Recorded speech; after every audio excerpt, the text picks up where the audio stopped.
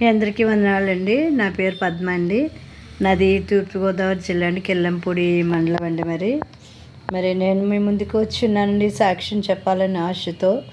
ఎందుకంటే దేవుడు నా పట్ల చేసిన మేలుని బట్టి మరి మీ ముందు మీతో పంచుకోవాలని ఆశతో మరి వీడియో ముందుకి నేను వచ్చి ఉన్నానండి. మరి నా సాక్ష్యం ఏంటంటే అండి, మరి నేను ఒక అన్యజనుల కుటుంబంలో పుట్టి ఉన్నానండి. మరి నేను చిన్నప్పుడు చిన్నప్పుడు సంతోషమాత పూజ చేసేదానండి. ఎంతమంది దేవుళ్ళు ఉన్నా ఒక దేవుడినే పూజించేదానండి, ఒక దేవుడిని ఆరాధించేదాన్ని. అలాంటి టైంలో నేను సంతోషమాతను పూజించే టైంలో ఒక కల్కి భగవాన్ ఈదులో నగర సంకీర్తన చేస్తున్నారండి, ఊరేగుతున్నారటండి. నేను ఇంట్లోంచి బయటకు వచ్చి చూశాను. పసుపు బట్టలు వేసుకుని ఉన్నాడు. ఇంకేనుండిపోయాడా అని పక్క నవ్వేసి నేను లోనికి వెళ్ళిపోయానండి. లోనికి వెళ్ళిపోయిన తర్వాత ఆ యొక్క భగవాన్ ఒక సంస్థ వాళ్ళు వచ్చి నన్ను, ఏమండి ఇలాగా కాకినాడలో టీడీ కళ్యాణ మండపంలో మరి పూజలు చేస్తున్నామండి, మీరు ఒక్కసారి మీకు ఏమైనా సమస్యలు ఉంటే అన్ని సమస్యలన్నీ కూడా సాల్వ్ అయిపోతాయండి, 3 days యజ్ఞం అండి అని చెప్పారు. చెప్తే నాకు అవసరం లేదండి అంటే, లేదండి ఏదైనా సమస్యలు ఉంటే మీ సమస్యలు సాల్వ్ అవుతాయి, కంపల్సరీగా నేను చెప్తున్నాండి, అది మీకు సాల్వ్ అవుతుందని చెప్పారు. సరే అయితే నేనేమనుకున్నానంటే, నా భర్త వల్ల నేను మానసికంగా శారీరకంగా ఎంతగానో బాధపడుచున్నానండి ఆ టైంలో. సరే అయితే నేనేమనుకున్నానంటే, సర్లే మరి బాగా చేసే దేవుడు అంట కదా, మరి సరే వెళ్తే వెళ్ళి చూస్తే ఏం పోయిందిలే అని నేను కాకినాడ వెళ్ళానండి. కాకినాడ వెళ్తే 3 రోజులు యజ్ఞం అనమాట అండి. మరి టీడీ కళ్యాణ మండపంలో యజ్ఞం చేస్తున్నారు. చాలా జనం వచ్చారండి. చాలా సంతోషంగా, చాలా అందంగా ఉన్నారు. ఆ యొక్క మరి యజ్ఞంలోనే మరి అది అక్కడ మరి మెసేజ్ చెప్తున్నారు దాసశిలు. వీళ్ళందరూ సంతోషంగా ఆనందంగా ఉన్నారు. నాకైతే సంతోషం అనిపించలేదండి. 500 కట్టాను కానీ నాకు మనశ్శాంతి లేదు. అప్పుడు నేను వీళ్ళకున్న సంతోషం నాకు లేదే అని అనుకున్నాను. అనుకోగానే అప్పుడు ఆయన అడిగారు, నువ్వు ఎందుకు నన్ను ఇక్కడికి తీసుకొచ్చావు, ఎందుకు నన్ను ఈ స్థలంలోకి మరి నా బాధలు నేను చెప్పుకుంటానే, నీకు తెలుసు కదా, హృదయ రహస్యాలు నీకు తెలుసు కదా, మరి తెలుసున్నప్పుడు మరి నన్ను ఇక్కడ తీసుకొచ్చావంటే దానివల్ల నేను కూడా ఉపయోగం పొందాలి కదా, ఉపయోగం పొందకపోతే మరి నేను ఇక్కడికి వచ్చిన ప్రతిఫలం ఏంటి? అలాగనే నేను మరి ఆ భగవాన్ని అడగడం జరిగిందండి. అప్పట్లో మరి ఆయన ఏం చేశారంటే, తను 6 అడుగుల ఫోటో ఉండండి, చాలా అందంగా ఉందండి ఆ ఫ్రేము. ఆ ప్రేమ అందంగా ఉంటే నేను ఆ ప్రేమగా చూస్తూ ఉన్నాను. ప్రేమగా చూస్తూ ఉన్నప్పుడు ఆ ప్రేమలో ఏమైందంటే, ఆ భగవాన్ సైడ్ అయ్యి నా భర్త కనిపించారండి ఒక ఫోటోలోనే. నేను ఆశ్చర్యపోయాను అనమాట అండి, ఏంటి భగవాన్ ఫోటోలో నా భర్త ఫోటో కనిపిస్తున్నారేంటి అలాగని అని చూసిన తర్వాత అప్పుడు నాకు చాలా అదొక రకమైన ప్రేమ. ఎప్పుడైతే నా భర్త అందరూ కనిపించారో అంటే, ఎప్పుడే ఆయన సైడ్ అయిపోయారు, మళ్ళీ భగవాన్ ఆ ప్లేస్లోకి వచ్చారు. వచ్చిన తర్వాత ఈయన గురించే కదా నువ్వు బాధపడుతున్నావు అలాగని అనేసి ఆయన చూపించిన తర్వాత నా హృదయం ఎలా ఉందో నాకే తెలియదండి. ఎందుకంటే అంత సంతోషం, అంత ఆనందం వచ్చేసింది అనమాట. ఆయన ఎప్పుడైతే ఫోటోలోని మరి అంటే ఏంటంటే, ఈయన ఏదైనా చేయగలడు అని అనుకున్నాము. ఎందుకంటే భగవాన్ ఫోటోలో నా భర్త ఫోటో కనిపించినప్పుడు నా హృదయం ఎంతో మారిపోయింది. ఎందుకు మారింది అంటే, మరి నాకైతే చాలా సంతోషం, చాలా ఆనందం వేసింది అనమాట. ఎందుకంటే ఇక్కడ దేవుడు ఏదైనా చేయగలడు అన్న విషయంలో అనుకున్నాను. తర్వాత మరి అప్పుడు నేను ఒకటే అన్నాను అనమాట అండి, మరి నా భర్త గురించి ఎన్నో బాధలు పడుతున్నాను, ఎంతో ఇది అవుతున్నానంటే అప్పుడు ఆయన ఒకటే అన్నారు, నా గురించి లోకానికి అందరికీ తెలియపరచు, నా గురించి నువ్వు సేవ చేయి, నీ భర్తను నేను చూసి నేను బాగు చేసేవాడు నేను కాబట్టి అని మాట్లాడారండి. అప్పుడు నేను అన్నాను, నేను ఇంట్లోంచి బయటకు వెళ్ళలేదని కదా, నా బాట ఎవరు ఉంటారు, మరి మా కుటుంబం గురించి ఊర్లో అందరికీ తెలుసు, మరి నేను బయటకు వెళ్ళలేను, ఫ్యామిలీని కదంటే, నీ హృదయాన్ని నేను వాడుకుంటాను, నువ్వంటూ వెళ్ళు అలాగని అన్నారు.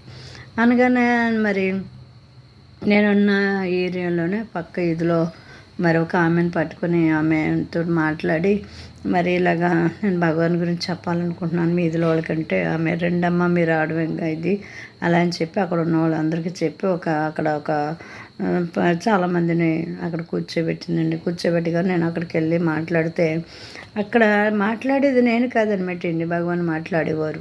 భగవాన్ మాట్లాడుతూ ఉంటే ఆశ్చర్యపోయింది. ప్రతి ఒక్కరూ వినేవారు కూడా సంతోషంగా ఉండేవారు. అందరూ కూడా చాలామంది వచ్చేవారు అనమాట. రోజు అక్కడికి వెళ్ళిపోయి వాళ్ళతోటి మరి మాట్లాడుతూ ఉండేదండి. వాళ్ళకి ఏం కావాలంటే అయ్యి దేవుడి సమస్యలు తీర్చేవారండి. తీరుస్తూ ఉన్నప్పుడు మరి నేను కూడా మరి చాలా డీప్గా వెళ్ళిపోయి చాలా లోతుకి వెళ్ళిపోయాను. ట్రైన్ మీద బస్సుల మీద అనేక జనాల్ని మరి కల్కి భగవాన్ ఆశ్రమంకి నడిపించేదానండి. నడిపించి మరి యోగా టీచర్నిగా మరి అనేక యోగాలు ప్రాణాయామాలందరికీ కూడా నేర్పానండి. సత్సంగాలు రన్ చేస్తాను, పూజలు పెట్టేదాన్ని, ప్రార్థనలు చేసేదాన్ని. మరి అనేక మరి ఊళ్ళు వెళ్ళేదండి. కలికి ఆశ్రమంలో నెల 2 నెలలు 3 నెలలు అలా ఉండిపోయి అక్కడ సేవ చేసేదండి. అనేకులకి వృద్ధులకి నేను సేవ చేసేదాన్ని. మరి అక్కడ ఆశ్రమంలో వాళ్ళు ఏ చెప్తే అది నేను చేసేదానండి. ఎందుకంటే నా భర్తలో మార్పు వస్తుందని. మరి నా భర్తకి అయితే కొన్ని చెడు అలవాట్లు ఉన్నాయండి. మరి అలవాట్ల వల్ల నేను మరి భగవాన్ ఆశ్రమంకి వెళ్ళవలసి వచ్చింది. మరి వెళ్ళిన తర్వాత అప్పుడు నేను వెళ్ళే సేవ చేస్తూ ఉన్నాను. సేవ చేస్తూ ఉన్నప్పుడు ఇలా ఎన్ని సంవత్సరాలు చేస్తాను అనుకున్నారు? ఒక 20 సంవత్సరాల పైనే సేవ చేస్తాను. సేవ చేసిన తర్వాత ఇంకా నా భర్తలో మార్పు రాలేదు. కానీ మార్పు రాకపోయినా నా హృదయము మరి పూర్వజన్మ పాపంలా ఉందిలే, అందుకనేలే నాకు ఈ కర్మ తప్పలేదేమోలే అని నేను ఆలోచనలో ఉండి మరి పూజలు పునస్కారాలు కూడా మరి చేస్తూ ఊళ్ళో మరి అనేకులు మరి మా ఊళ్ళో అందరిలోనూ కూడా మరి చుట్టాలు బంధువులు అందరినీ కూడా దేవుని సన్నిధికి నడిపించానండి. భగవాన్ సన్నిధికి నడిపించేదాన్ని. అలా ఒకరోజు మా ఇంట్లో ఒకళ్ళు అద్దెకి వచ్చారండి. అద్దెకి వచ్చినప్పుడు వాళ్ళు ఏమన్నారంటే వాళ్ళు నా గురించి నేను అలాగా ఈ పూజలు చేసి మరి అనేక మరి ఎంతోమందిని మరి హిందూ పూజల్లో నడిపిస్తూ ప్రార్థన చేస్తూ సత్సంగాలు రన్ చేస్తూ మరి అనేక పెద్ద పెద్ద మీటింగుల్లో వాళ్ళందరినీ తీసుకెళ్ళి మరి ఇవన్నీ చేయడం వల్ల ఆవిడ చూసిందనమాట. పక్కన ఆవిడ ఏమన్నదంటే ఆవిడకి దేవుడు నమ్ముకుందనమాట. ఆమె నన్ను చూసి అనుకున్నదంటే ఈవిడ అనేక జనాల్ని మరి దేవుడి సన్నిధిలోకి నడిపిస్తుంది. కానీ ఈమె వెళ్ళే మార్గం మంచిది కాదు. కానీ ఈమె వెళ్ళే మార్గం మంచిది కాకపోయినా అనేక జనాలను కూడా నడిపిస్తుంది. వీళ్ళందరూ కూడా తండ్రి నరకానికి పోతారు కాబట్టి ఈమెతో నేను మాట్లాడాలి అలా అని అనుకుని దేవుడికి ప్రార్థన చేస్తున్నట్టండి. ప్రార్థన చేసినప్పుడు దేవుడు ఒకటి అన్నాడంట, ఆమెకి నా గురించి తెలియచేసి అన్నారు. తెలియచే అంటే అప్పుడు ఈవిడ భగవంతుతో మాట్లాడింది, అప్పుడు యేసయ్యతో మాట్లాడింది. ఏమనంటే నువ్వు నేను ఎంత చెప్పినా ఆవిడ వినదు. ఎలాగా ఆవిడ చాలా లోతుకి వెళ్ళిపోయింది.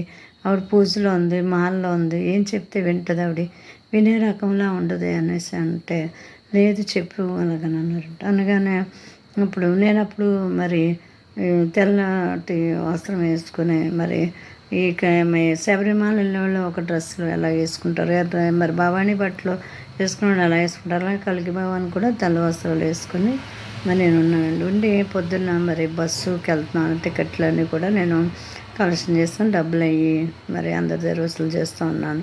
చేసినప్పుడు మరి పొద్దున్న ప్రయాణం అనమాట. ప్రయాణం అయితే 42 మంది ఒక బస్సు పెట్టామన్నమాట. ఆ బస్సులో 40 మందికి మరి చూస్తున్నప్పుడు ఆవిడ నన్ను పిలిచి పద్మ గారు ఒకసారి బయటకు రారా అంటే ఎందుకు అని అడిగాను. అడిగితే ఆమె ఒకటి చెప్పారంట, ఏమండి మిమ్మల్ని ఏసై పిలుస్తున్నారు అంటే నేను అన్నాను ఏసై పిలుస్తున్నారా అండి అన్నాను. అన్నాక ఆమె ఏమన్నారన్నమాట, ఏసయ్య అన్న నీకు మీ గురించి కొన్ని ముక్కలు చెప్పమన్నారు, దయించి ఒక్క 10 నిమిషాలు కూర్చోండి, ఎందుకంటే నేను రోజు మీ గురించి ప్రార్థన చేస్తున్నప్పుడు రోజు మిమ్మల్ని తెల్లటి వస్త్రాల్లో చూపిస్తున్నారు కాబట్టి మీతో కొన్ని క్షణాలు మాట్లాడాలనుకుంటున్నాను అంది. అంటే నేనేమన్నానంటే మరి నేను కూడా మరి మాల్లో అన్నాను కదా, నేను వేసుకున్న తెల్ల వస్త్రాలే కదా అంటే అది కాదండి కనీసం ఒక్క నిమిషం ఒక 5 నిమిషాలు నాకు అవకాశం ఇవ్వండి అంటే సరేలే అని ఆవిడ దగ్గరికి వెళ్ళి కూర్చోగానే ఆమె ఒక స్టోరీ చెప్తున్నాం. ఏంటంటే నేను ఒక మెడికల్ షాప్కి వెళ్ళాను. మెడికల్ షాప్కి వెళ్ళినప్పుడు ఒక శబరిమల అతను నా పక్క నుంచొని ట్యాబ్లెట్స్ కొంటున్నప్పుడు నా హృదయంలో దేవుడు ఒక ప్రేరేపణ వస్తుంది. ఈయన గురించి నాకు తెలియచేయి, ఈయన గురించి నాకు తెలియచేయి అని చెప్తున్నప్పుడు నేను అతను 5లో వాడేటండి. 5లో వాడైతే ముక్కు మొహం తెలుసు కానీ మాట్లాడదు కాబట్టి మరి ఈయన గురించి నేను ఎలా చెప్పాలని అనుకుని చెప్పకుండా ఇంటికి వస్తుందండి. ఇంటికి వచ్చేసిన తర్వాత రాత్రి పడుకున్న తర్వాత ఉదయం 3, 4 ఆ టైంలో 5లో గోలగా వినిపిస్తుందండి. ఏంటి ఆ గోల అని చూస్తే ఇంకేముంది, శబరిమల వెళ్ళే బస్సు యాక్సిడెంట్ అయిపోయిందంటండి. యాక్సిడెంట్ అయిపోయి చనిపోయారండి. అయ్యో, ఒక మొక్క చెప్పుంటే మరి యేసయ్య ఆ కుటుంబాన్ని రక్షించడేమో, ఆ బస్సును రక్షించడేమో. అనవసరంగా చెప్పడం మానేశాను. ఆమె బాధపడి సారీ యేసయ్య నన్ను క్షమించాలి అని చెప్పి అన్నదండి. అలాగే ఇప్పుడు కూడా మీరు బస్సు చేసుకుని వెళ్తున్నారు కాబట్టి మీరు ఏదైనా అని జరుగుతుందేమని భయంగా ఉంది నాకు. ప్లీజ్ అండి, ఈ బైబిల్ తీసుకొని చదువుకొని మరి ఒకసారి మరి ఆయన గురించి ఆలోచించండి అని చెప్పి అప్పుడు నేను అన్నాను, నేను సేవిస్తున్న దేవుడు నన్ను విడిచిపెట్టడు, నన్ను మర్చిపోవడు, ఆయన పిలిచిన వెంటనే పలికే దేవుడు. మీరేం టెన్షన్ పడకండి, మీరేం బాధపడవసరం లేదు, నాకు ఎటువంటి హాని అపాయం జరగదు అలాగని నేను చెప్పగానే ఎందుకని మంచిది బైబిల్ చదవండి. సర్లే అని అనుకుని బైబిల్ తీసుకొని మొదటి పేజీ చదవండి. నిజం చెప్పాలంటే చాలామందికి బైబిల్ తీసుకుని చదివితే ఎవరికి అర్థం కాదండి. ఎందుకంటే మరి ఆ టైంలో నాకు నిజంగా మరి ఇక మానవులు ఎలా పుట్టారో, ఈ జనసంఖ్య ఎలా వచ్చిందో, ఈ సూర్యుడు చంద్రుడు ఎలాగా మరి దేవత సృష్టి ఏర్పడబడిందో మరి అవన్నీ కూడా మొదటి పేజీలోనే ఉన్నాయండి. మొదటి పేజీలోనే ఉంటే నాకు ఏంటిది సృష్టి ఆవర్తు ఇందులో ఉంది. నేను చదివిన రామాయణాలు కానీ భారతాల్లో కానీ ఏది కూడా లేదేంటి, ఇందులో ఏంటి ఇంత అద్భుతంగా ఉంది బైబిల్ అలాగని అనుకునే, ఇదేదో చాలా రుచికరంగా ఉంది. మళ్ళీ వచ్చి ఈ యొక్క బైబిల్ గ్రంథాన్ని చదువుకుంటే బాగుంటుంది. 6 రోజులు సృష్టి మరి సృష్టించాడంట. 7వ రోజు మరి యేసయ్య మరి తను మరి విశ్రాంతిని ఏర్పాటు చేస్తాడంట. మరి ఏ గంధంలో కూడా మానవుడు ఎలా పుట్టాడు అన్నది లేదు కదా. ఈ గంధంలో ఎలా ఉంది, చాలా బాగుంది అని అనుకుని యేసయ్య నీ గురించి మళ్ళీ వచ్చాక ఆలోచిస్తాను నేను అలాగని చెప్పి ఆ గంధాన్ని నేను మరి కబోర్డ్లో పెట్టి వెళ్ళిపోయానండి. వెళ్ళిపోయిన తర్వాత అప్పుడు మరి నేను మరి ఆ యొక్క కలికి భగవాన్ ఆశ్రమంలో దర్శనం అయిపోయిందండి. వాళ్ళంతా తీసుకెళ్ళిన కూడా వాళ్ళందరూ కూడా దర్శనం అయిపోయిందండి. దర్శనం అయిపోయిన వెంటనే మరి వాళ్ళు ఏమన్నారంటే, పద్మ గారు మనం తిరుపతి వెళ్దామండి, మీరు తీసుకెళ్ళరా అని అన్నారు. నేను అన్నాను సరే అయితే నడండి అలాగని చెప్పి వాళ్ళని తిరుపతి తీసుకెళ్ళిన తర్వాత మేము ఇంటికాడ పెట్టిన బస్సు పైకి మరి వెళ్ళనివ్వరు కాబట్టి మరి వేరే బస్సు పెట్టుకుని వెళ్ళాము. వాళ్ళు తిరుపతి దర్శనానికి వెళ్ళిపోయారండి. నేనైతే స్పెషల్ దర్శనం అనమాట. ఎందుకంటే నాకు భగవాన్ దగ్గర స్పెషలే, ఇక్కడ కూడా స్పెషల్. ఎందుకంటే నాకు ఆల్ ఫిజికల్ కాబట్టి నాకు స్పెషల్ దర్శనం అనమాట. 3 సార్లు చేసి వచ్చేసరికి వీళ్ళు మరి ఆ యొక్క మరి మందిరంచి వచ్చారు. వచ్చిన తర్వాత వాళ్ళు ఏమన్నారంటే సరే వెళ్ళిపోదాం నడండి అలా అని మళ్ళీ మేము కిందకు వచ్చేద్దామని బస్సు పెట్టానండి. బస్సు పెట్టినప్పుడు మరి ఎప్పుడైతే బస్సు పెట్టానో బస్సులోనే డ్రైవర్ ఏమన్నాడంటే కండక్టర్, మేడం గారు మీరే కదా బస్సు పెట్టారు కాబట్టి 42 సీట్లు ఉన్నాయండి. 42 సీట్లు ఉంటే మరి మాకు మధ్యలో చెకింగ్ ఉంటుందండి, ఫైన్ వేస్తారండి. ప్లీజ్ మేడం గారు ఇద్దరు దిగిపోతే నాకు బాగుంటుందండి. కాబట్టి మీరే కాబట్టి బస్సు పెట్టారు కాబట్టి మరి మిమ్మల్ని వేరే బస్సు ఎక్కిస్తాను, మళ్ళీ నేను వచ్చి మిమ్మల్ని పికప్ చేసుకుంటాను. 3 రోడ్లు జంక్షన్లో మిమ్మల్ని దింపుతానండి చెప్తానండి అని చెప్పి నన్ను బస్సులను దింపేసి నాతో పాటు ఇంకొకరిని దింపేసి మరి వేరే బస్సులో నన్ను ఎక్కించగానే నేను 3 రోడ్ల జంక్షన్ దగ్గర దిగిపోయానండి. అతను ఎక్కడ చెప్పాడో అక్కడ దింపేశాడండి డ్రైవర్. దింపేసాక వాళ్ళ కోసం నేను చూస్తూ ఉన్నానండి. చూస్తుంటే వాళ్ళు ఇంకా రావట్లేదు. ఎందుకు రావట్లేదు నాకు అర్థం కాల. ఎందుకు రావట్లేదు వీళ్ళు అలాగని అలా ఆలోచిస్తూ ఉన్నప్పుడు సడన్గా మరి ఒక అరగంట పోయాక అరగంట గంట వద్దండి వాళ్ళు వేరే బస్సులో వచ్చారు.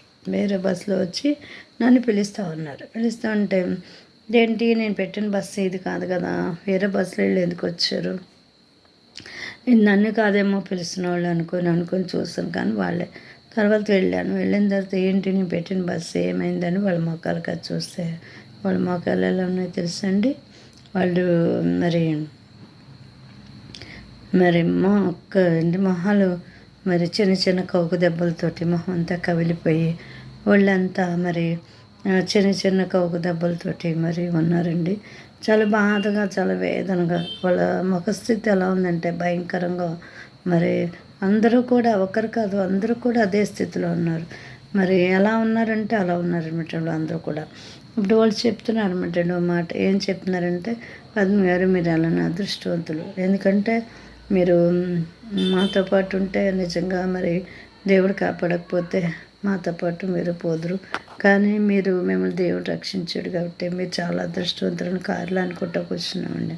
అసలు ఏం జరిగింది ఏంటి అని అడిగితే వాళ్ళు చెప్పిన మాట ఏంటంటే అండి, వాళ్ళు బయలుదేరి నేను వేరే బస్సు ఎక్కిలిపిన తర్వాత వాళ్ళు ఉన్న ఆ బస్సు నా వెనకాలే ప్రయాణం చేసే బస్సుకి కొంచెం దూరం వెళ్ళాక బ్రేకులు వదిలేసాయటండి. బ్రేకులు ఎప్పుడైతే వదిలేసామో వాళ్ళు ఇష్టం వచ్చిన దేవుళ్ళు పిలుస్తూ ఉన్నారటండి. ఇష్టం వచ్చిన దేవుళ్ళు పిలుస్తామండి. మరి పద్మ గారు అంత అదృష్టవంతురాలు, మనం కొంచెంసేపట్లో చనిపోతాము అలా.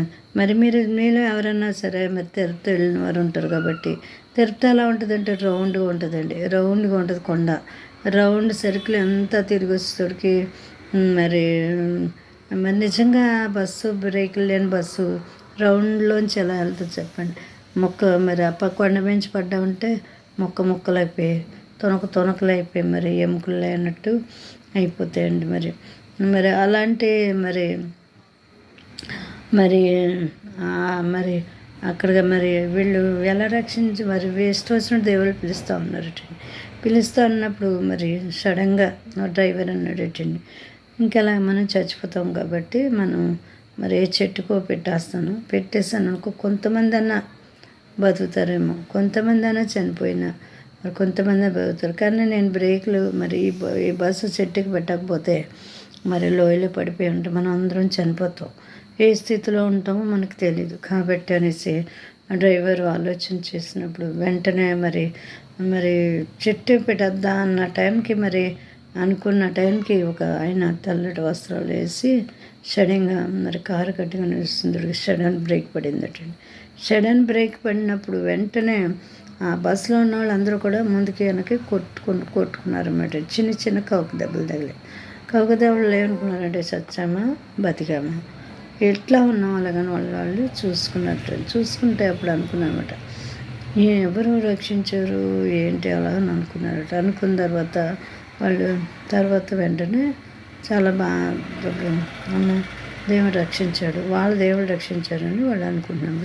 కానీ తెల్లట వస్త్రాలు వేసుకొచ్చింది ఏసై అనమాట. అప్పుడు నేను అనుకున్నమాట, నిజంగా మరి ఆ రోజు నేను బైబిల్ చదువుకుంటూ ఉంటే మరి ఆ రోజు మరి పద్మ గారు ఆ సాక్షి నాకు చెప్పకపోతే ఆ 40 మంది మరి శబరిమల వెళ్ళేవాళ్ళు ఆ కొండ యాక్సిడెంట్లో యాక్సిడెంట్ అయ్యి ఆ కొండ మించి మరి పడిపోయిందంటే బస్సు. మరి ఇది అలా కూడా మరి పడిపోవాల్సిన బస్సే, కానీ మరి ఈ 40 మందిని కాపాడారంటే మరి నిజంగా మరి ఆ రోజే ఆ దేవుడు మరి నా యొక్క ఇక్కడ పరిస్థితి ఆయన తెలుసు కాబట్టి మరి ఆవిడతో నాతో మాట్లాడి ఉన్నారు కాబట్టి నేను గంధం చదివాను కాబట్టి ఆ గంధం ద్వారాగా మరి యేసయ్య కారుని ఆపి 40 మందిని రక్షించారంటే మరి అంత నిజంగా దేవుడు కృపే కదండి. లేకపోతే ఇప్పుడు 40 మంది చనిపోయారు అనుకోండి, నేను 40 మంది కొరకు నేను ఎంతమందికో మరి ఇళ్ళకెళ్ళి చెప్పవలసి ఉంటుంది. వాళ్ళు అదే మాట అన్నారు, ఇంటింటికి వెళ్ళి 40 మందికి చెప్పేదానివి అన్నారు. అప్పుడు నేను ఏడ్చాను అన్నమాటండి. నేను అన్నాను, చచ్చిపోతే మీతో చనిపోవాలి కానీ బ్రతికితే మీతో బతకాలి కానీ మీరందరూ చనిపోయి నేను బ్రతికుంటే నువ్వు తీసుకెళ్ళిన దాన్ని నువ్వు బాగానే ఉన్నావు, వీళ్ళందరూ ఎందుకు చనిపోయారని వాళ్ళందరూ మాట్లాడే మాటలకు నేను ఎంత బాధపడవలసి వచ్చునో ఎంత సఫర్ అయ్యవలసి వచ్చునో మరి. కానీ దేవుడు మరి ఆ బాధ లేకుండా సఫర్ అవ్వకుండా నన్ను దేవుడు క్షేమంగా మరి మీ అందరినీ తీసుకొచ్చాడు మరి అనేసి దేవునికి వెంటనే కృతజ్ఞతలు చెప్పుకున్నానండి. ఎందుకంటే నిజంగా వాళ్ళని చూసి నిజంగా కళ్ళని నీళ్ళు తెచ్చుకున్నాను. అయ్యో మరి వీళ్ళందరూ దేవుడు ఎంతగా రక్షించాడు అలాగని. నేను మామూలుగా మళ్ళీ నేను ఇంటికి వచ్చేస్తానండి. ఇంటికి వచ్చేసిన తర్వాత మరి అప్పుడైనా నేను ఏసైని పట్టుకోవాలి కదండి, పట్టుకోలేదండి. మళ్ళీ భగవాన్లోనే ఉన్నానండి. భగవాన్లో ఉండగానే మరి దేవుడు మరి ఇంక నేను కలికి పూజలు మళ్ళీ మామూలుగానే చేసుకుంటూ ఉన్నాను. చేసుకుంటూ ఉన్నప్పుడు మరి దేవుడు నిజంగా మరి చాలా గొప్పవాడండి. ఆ గొప్ప దేవుడిని నేను మర్చాను. అయితే మరి ఎప్పుడైతే ఆవిడకి తెల్ల చీర చూపించున్నారో మరి లోపల నా భర్తకి బాగాలేదండి. బాగోపోతే హాస్పిటల్ తీసుకెళ్తే హాస్పిటల్లో ఏమన్నారంటే ఇతను మరి రక్తంలో మార్పు వచ్చేసింది, శరీరంలో మార్పు వచ్చేసింది, లివర్ పోయింది, కిడ్నీలు పోయినాయి, కాబట్టి నన్నాళ్ళు బతకడు అని చెప్పారు. బ్రతకడు అని చెప్పగానే అదే సమయంలో నాకు పోలవరంలో పొలాలు పోయాయండి. పొలాలు పోతే ఒక పక్క పొలాలు పోయినాయి, ఒక పక్క భర్త పోయే స్థితిలో ఉన్నాను. నా కుమారుడు సాఫ్ట్వేర్ ఫస్ట్ ఇయర్, నా కుమార్తె ఇంటర్ ఫస్ట్ ఇయర్. వీళ్ళందరినీ నేను ఎలా చదివించాలి, ఇవన్నీ నేను ఎలా చూసుకోవాలి, అలాగా నేను బాధపడుతూ ఉన్నాను. ఆయన కూడా ఒకటే అన్నారు, అయ్యో నేను చచ్చిపోతున్నానే, కానీ అయ్యో మరి నువ్వన్నా ఈ పిల్లల్ని చూసుకొని చెయ్యి అలాగని చెప్పి నా గురించి బాధపడుతూ ఉండేవారు. ఇంకా ఎలా అప్పుడు నేను ఏం చేస్తానంటే మరి నా కుమారుడు చదవకపోతుందని వెంటనే మరి కాకినాడ కలెక్టర్ ఆఫీస్కి వెళ్తే కలెక్టర్ ఆఫీస్ వాళ్ళు ఆదిక్ష కాలేజీ చైర్మన్ దగ్గరికి వెళ్ళండి అని చెప్పారు. వెంటనే ఆయన దగ్గరికి వెళ్ళండి. నా భర్త అప్పటికి హాస్పిటల్లో ఉన్నారు. హాస్పిటల్లో సర్టిఫికెట్లు పట్టుకొని వెళ్ళి ఏంటి నా భర్త చనిపోయేలా ఉన్నారు, మన కుమారుడు సాఫ్ట్వేర్ ఫీజు కట్టాలి, నేను కట్టే స్థితిలో లేను, ప్లీజ్ అండి అని ఎప్పుడు బాధపడితే ఆయన కాలేజీ చైర్మన్ జాలిపడి వెంటనే మీ అబ్బాయికి నేను ఫీజు కడతాను, కన్సెషన్ లోన్ ఇప్పిస్తాను, కన్సెషన్ ఫీజు కడతాను, మీ అబ్బాయికి లోన్ ఇప్పిస్తాను, మీ అబ్బాయి బరువు బాధ్యతలు మరి ఉద్యోగం కూడా నేను వేయిస్తాను, నువ్వేం బాధపడకు అలాగని చెప్పారు. వెంటనే నాకు చాలా సంతోషం అనిపించిన వెంటనే మరి నేను ఇంటికి వచ్చేసాను.